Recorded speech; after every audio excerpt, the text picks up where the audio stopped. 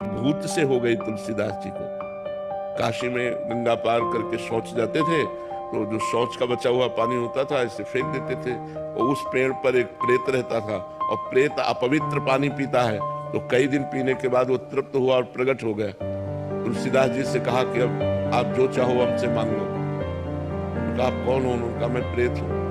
बोले मैंने तो आपकी आराधना की नहीं। तो उन्होंने कहा आराधना नहीं, पर अनजाने में आराधना हो गई।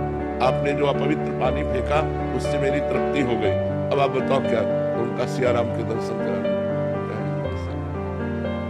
हमारी इतनी सामर्थ्य नहीं है कि मैं सियाराम के दर्शन करा दूं, उपाय बता सकता हूं, उपाय से पक्का सियाराम के दर्शन हो जाएंगे। तो उनका बताओ। तो बोले तुलसी घाट में जब रामचरित्र का गायन किया जाता है, भगवान की कथा होती है, तो उस समय महावीर परम महाभागवत बजरंगबली हनुमान जी महाराज आते हैं, उनके चरण पकड़ लो, वो सियाराम जी के दर्शन करा देंगे।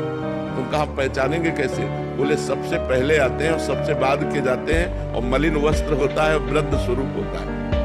तुलसीदास जी उस दिन गए, तो जो ही कथा सुनी तो सबसे पहले आकर हनुमान जी महाराज बैठ गए। तुलसीदास जी दृष्टि रखते हैं, और जब सब चले गए तो हम प्रणाम करके जो ही चले सो तुलसीदास जी जाके चरण पकड़ लिए।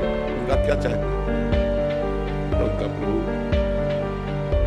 इतने दिन हो गए भजन करते हुए, मैं अपने प्रभु को देखना चाहता हूँ, कैसे है मेरे सियाराम।